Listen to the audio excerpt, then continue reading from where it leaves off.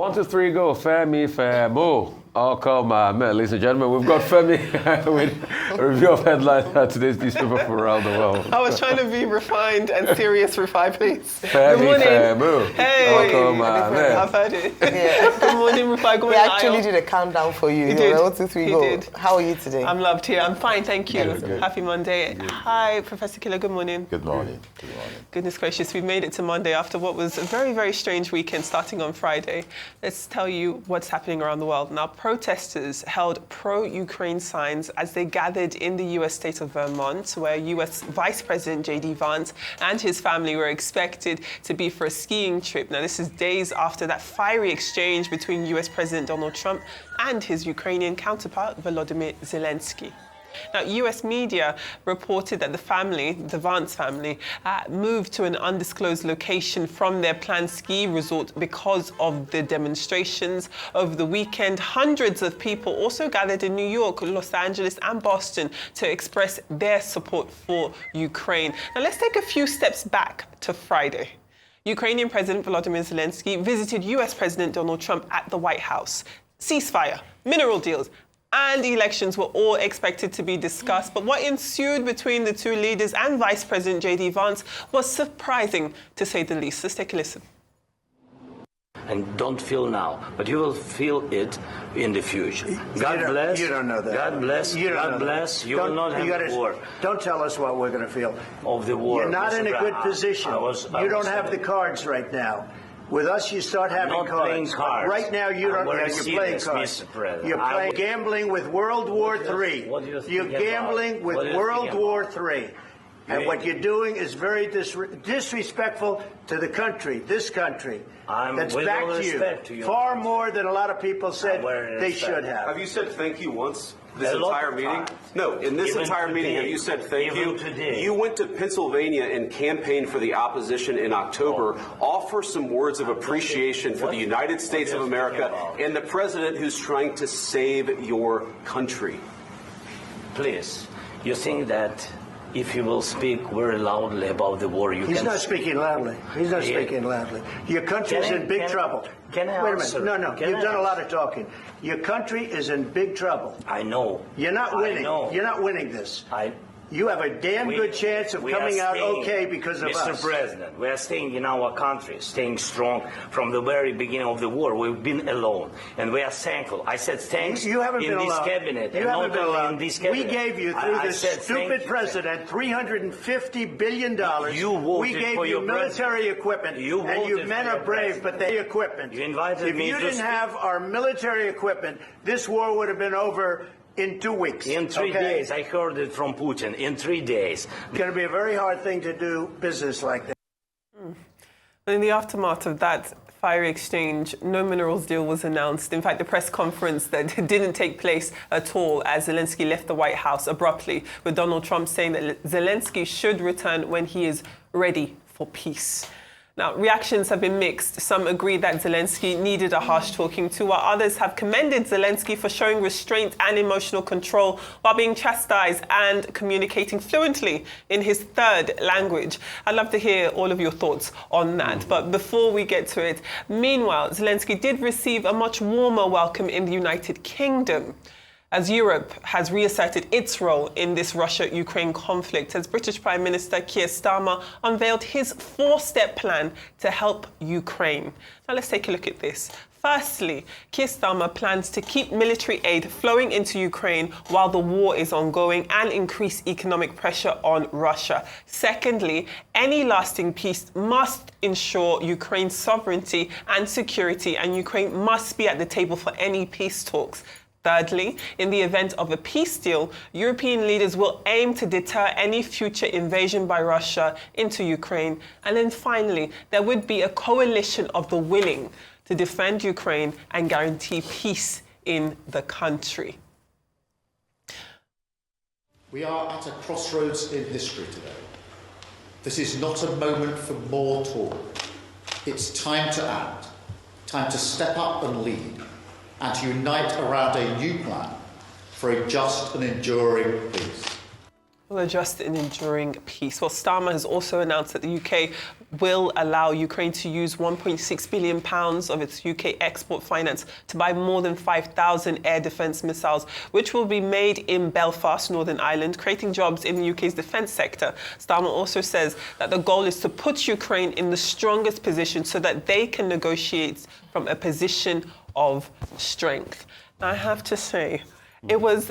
I'm grateful to be here on a Monday morning, but it was quite a difficult weekend. I think after watching so much that happened on Friday, when we are looking at the foreign scene and international news, you can understand that the stakes are high and emotions are going to be high, but it was quite shameful, I think, of the United States to behave in the way that they have. Many times we've talked about how if you're going to be a mediator in any type of conflict, you cannot be seen to have a dog in the fight, you cannot be seen to show favoritism to one side to the other. And I don't think that Donald Trump would ever speak to Vladimir Putin that way. I don't think he has ever spoken to Benjamin Netanyahu in that time. So what makes Volodymyr Zelensky any different? They're not born unwell. That's my word. They're not born unwell. I think Prof will go first, and I will. Well, I think let's take it this way. So Donald Trump is not Starmer, as you can see, and that's in terms of style. He's not Keir Starmer. He's not a British Prime Minister. He's not a Western European leader as we know them. He's Donald Trump, and he's very different. But truth be said, the truth of the matter is that the talks behind the scenes between leaders, they're not so different from what we saw there. They're normally very rough and very brutal. Then they come out smiling because these are very tough issues, even between allies. The difference here is that because Trump is Trump and he thrives on sensation, he has turned it into a reality show. And world leaders don't have this kind of conversation in the public glare. Behind the scene, and those who read history of international relations will see some kind of notes, where people call themselves, Mitterrand called Margaret Thatcher the B word.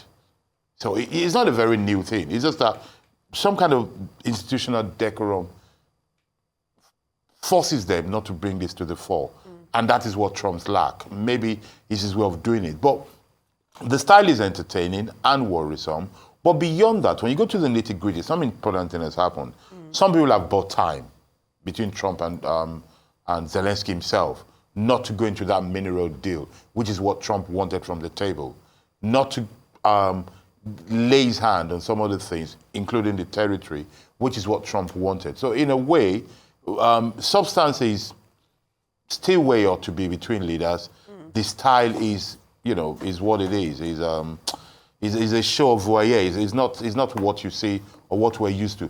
Let's hope the future is not this way, because the way politics of the world is going, and I want you guys to think about it, the way people express themselves now is more of Trump and less of Starmer. And we need to be careful of that. At least we need to make that choice. That is my take on that.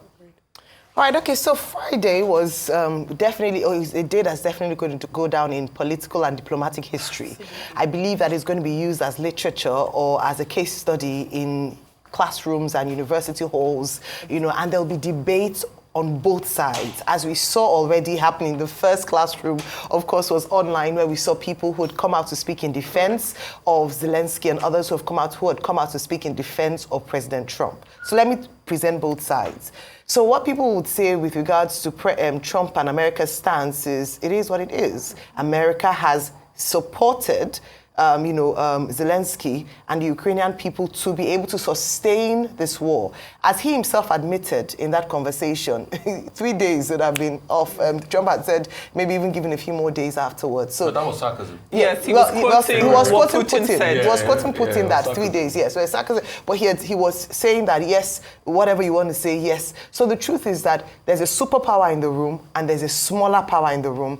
And the superpower was flexing its muscles in the full glare of the world without recourse to diplomatic language or diplomatic behavior.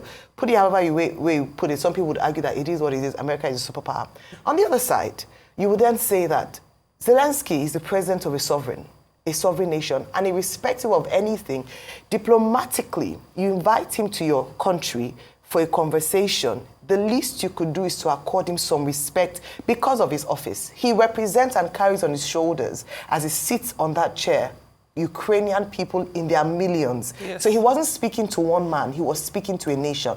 That is the spokesperson of that nation, and that is where the fault that a lot of people have cited, that number one, he was disadvantaged in many ways. 2-1, he was vice president and president against one man, and both of them were speaking over him. Yes. And then the language barrier, I'm glad you talked about that, Yes. because you have to recognize that even when you're speaking to someone whose first language is not English, sometimes some things get lost in translation. Correct. And in the frustration of trying to express yourself, we've seen people like that who try to Absolutely. express themselves. So a lot of things, if you study it. However, the UK and Europe have come out to say that they are standing solidly behind Ukraine and that they will do everything to ensure that they're able to support them to a large extent. I think what happened at the White House has now made Europe to stand up, that, you know what, we need to wake up, because if America is not going to be an ally, Keir Starmer talked about the coalition of countries, even though he didn't mention how many countries would make that up, and that they had to improve, military in the Europe. But so many things to say. It's still unfolding, and we'll continue to talk about this. We're a lot to learn from that particular incident. I agree.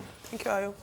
So for me, after that outburst between Trump, who is supposed to be a real estate developer, and a professional comedian, I just had more respect for professional comedians, because the comedian showed to be the more matured person in the room, while the billionaire professional real estate developer showed to be the child in the room. I'm not surprised. It's Russian talking points. Russia has definitely gotten into the minds of a lot of these Americans, and I'll tell you why. They've kicked out AP from press conferences in the White House, and they've put in TASS, the Russian news agency there. But real quickly, I quickly debunked a lot of talking points, because there are a lot of lies going out there, misinformation. Number one, they keep talking about NATO expansions. Right-wing propagandists like Jeffrey Sachs and Tucker Carlson talks about NATO expansion. It's the reason for this war. It's a lie. It's a Kremlin propaganda. There are empirical, copious evidence where Gorbachev even confirmed that there was no agreement as against NATO expansion. It's a Russian talking point. Another thing I want to debunk real quickly is the fact that the Russian propagandists will never tell you about something called the Budapest Memorandum. What was the Budapest Memorandum? When Ukraine decided to hand over its nuclear weapons, there was an agreement signed that Russia and America will never invade Ukraine and take care of them. They will never tell you that, because it doesn't fit the agreement. What they will talk about is the Minsk Agreement. And what does the Minsk Agreement talk about? The Luhansk and Donbass region. Because the first way Russia went into Ukraine was a proxy war. Yes. They were emboldening separatists, and Ukraine had to fight them back in the Donbass region. They were funding separatists. So the other lie the Russians told was that there was ethnic cleansing going on. There was no ethnic cleansing. They were fighting the separatists that were emboldened by Russia. Another lie Donald Trump will tell, that he will never tell you, is the fact that half of the aid he said he spent on Ukraine went back into the American economy. Companies like Raytheon and the likes of other military industrial companies, Lockheed Martin, they're the ones that make the Patriot missile. What they do is they just give Ukraine some of this in their stockpile, and they issue the contracts to their own military companies and all of that. But what this has done from the agreement yesterday is the fact that Europe wants that big-time production. That's why you're talking about Ireland. Yes. Keir Starmer advanced over $2 billion in loans. He also advanced another $1 billion yesterday for the production of all these missiles, about 5,000 missiles to keep Ukraine up and running. What they're also going to do is they're going to do something called the coalition of willing nations. And I like that word, because this same ingrates called Donald Trump and America forgets that this was how the world formed a coalition in 2003 to help fight with them alongside them in Afghanistan when they were attacked. And those NATO countries spent about $100 billion of their own money, while America spent the bulk of the money, but they never asked America back for the money. So France and Britain has already accepted to be part of the coalition of the nation. More nations have said they are going to sign up, but they have not signed up officially after the Lancaster House agreement that was made yesterday.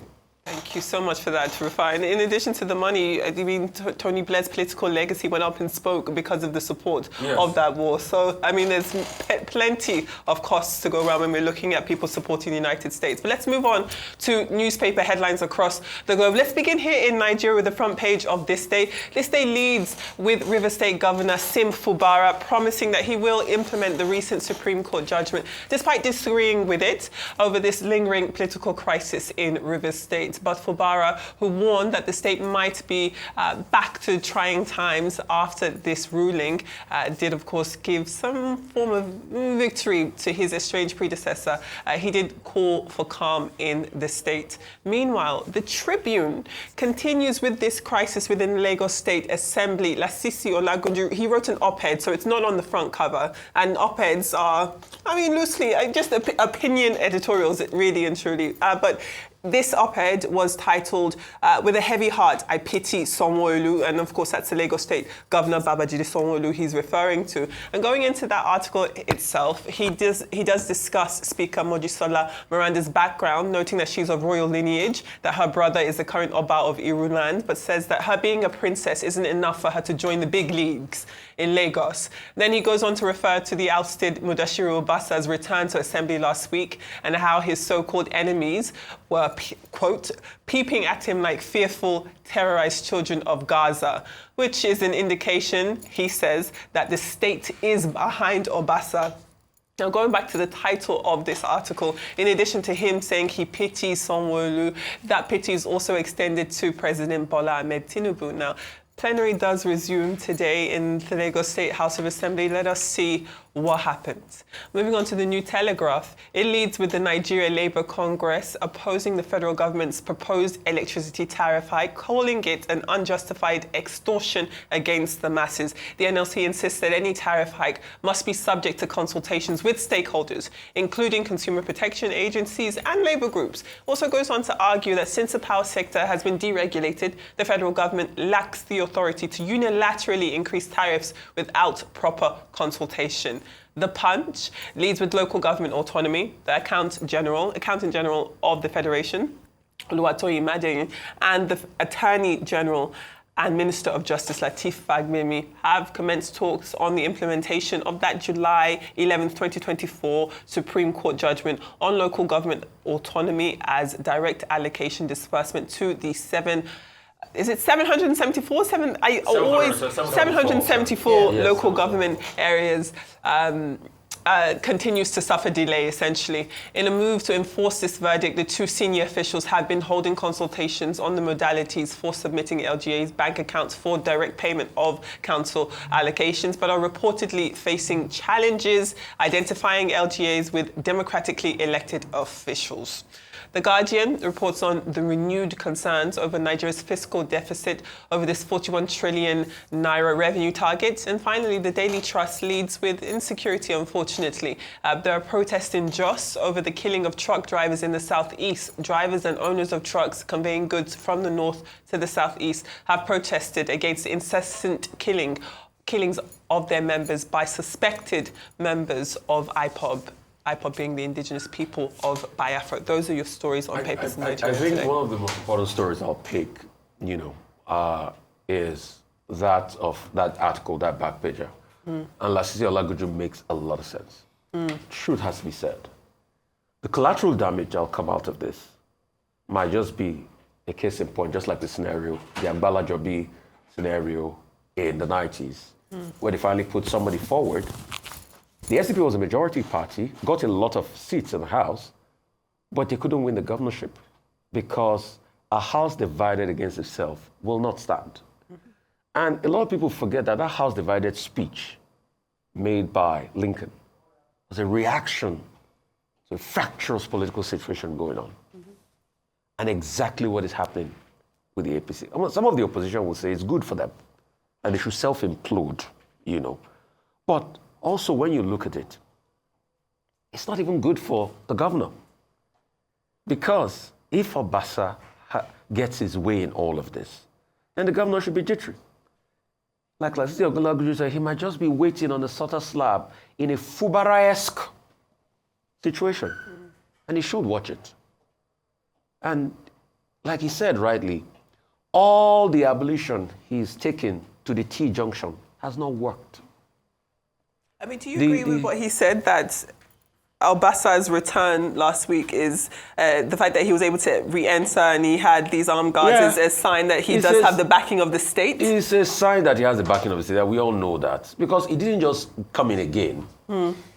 He came in while the security behind Miranda was withdrawn. And they said there was an audit.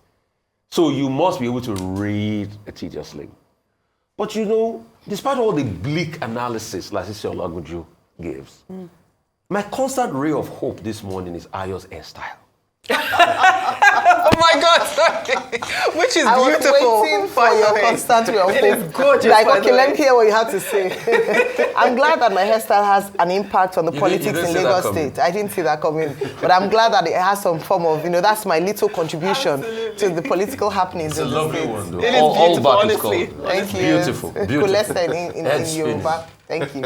All right, so thank you so much for bringing up Lasisi Olagunju. It's quite an interesting read, I must say. And I think he also speaks to a number of issues, even though the headline talks about the governor, but he also speaks, in my opinion, a lot to the president himself, especially analyzing godfatherism and how it's played out in other areas, using Lateef Jakonde as a case study, saying that you cannot continue, elders, in fact, uses a proverb about elders not having to fight with their children all the time. You have to know when to retreat and surrender. You have to know when to actually take the fight. And if this is worth fighting for, and might just cost political godfatherism or that hold in Lagos State, because a lot of people are. And I did say that if you look at what's playing out, the fact that the lawmakers have the boldness to stand up against what is usually, statutory, like Baba Sokbe, Baba has spoken, let us move, speaks a lot.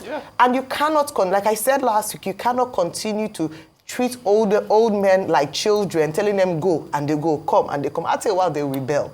Everyone has a mind of its own. Let's see how this will, unfold. But something else I wanted to say, which I didn't like in his article, and I'll quote that place. With all due respect to Mr. Olagunju, he says that she's a woman with a lot of fluid in her tear gland. I hated and that. she has been generous with shedding princely tears. The only time she's cried that we saw was on the day, and it was emotional. And I want to just say that I think it's high time men got used to women expressing emotions through tears. It doesn't make us weak. It just shows that is the way it is expressed. Men express emotions, whether through anger or through, so please, let us stop shaming her for that. I didn't like that part of his article, I have to say that. So she's well within her rights. If she felt overwhelmed by emotion and could only express it that way in a very fleeting moment, don't make it seem as if she was crying a river because of that and making her look weak, as if women are emotionally weak. And I don't like that. let's not even reduce what caused the emotion in the exactly. first place. It reduced it. She had gone and then very importantly, so I don't distract from the main issue, I just thought to bring that in. But I think it was quite instructive for him to have said that about the president, because I shared similar sentiments last week about that. And I think, let's see if Lagos can survive, or perhaps it's time for the change of baton as to who is in charge here in Lagos. But I hope one day the people will own Lagos. I hope so. Professor Killer, we still have a minute left. Well, in just 1 minute, I think women should stop being defined by others. If you cry, cry. If somebody says it's a bad thing, ignore it. I think women, like most minorities, allow me to say, tend to want to be defined by others. If crying is your thing, cry. Men do cry as well. But it is also true that most times political leaders don't cry. It's a rare thing. So, we need to learn to manage it. Talking about gun exactly. Control. People cry. It's a rare thing. But that's the thing. I think people should just ignore that, not attach anything to it. I think it's too much. I think what's going on in Lagos is a new balkanization of the existing orders and formation of a new order. I also think, and here is an indictment to all those who have managed Lagos since 1999 till today, it also shows that for all these center of excellence appellation, for all these appearing first among eagles, they've not been able to build the leadership, especially a collective leadership, nor an individual leadership with enough gravitas to manage crises. Everybody's talking about Tinubu, who's gone to Abuja. It appears without him, they cannot do anything. And I keep repeating this vacuum of leadership because that is what really fascinates me, in the long view. Where is the GAC, the Council of Elders, the so much revered ones? Where are all those people that goes to events with big agbada and people prostrate to them and let them come in? It just shows that, we've been treating boys like men. they do not have what it takes to be a leader if they cannot manage this kind of crisis. And clearly they've not been able to. So I think those who believe in this setup, those who are passionate about the APC and that group that emerges, that has a long history, need to look at the mirror and their conscience and see that they have failed in the role they were given. Thank you very much. Well, thank you very much, Adefemi. And we'll see you again tomorrow. I hear that we might just be hearing something from the Lagos State House of Assembly this morning, even though they'd been told to work to suspend plenary indefinitely. Right. But we might say convening again and some things might unfold. So we keep our eyes locked on that. And of course, here on the Rise News, we'll bring you all the updates with regards to what's happening in Lagos and beyond.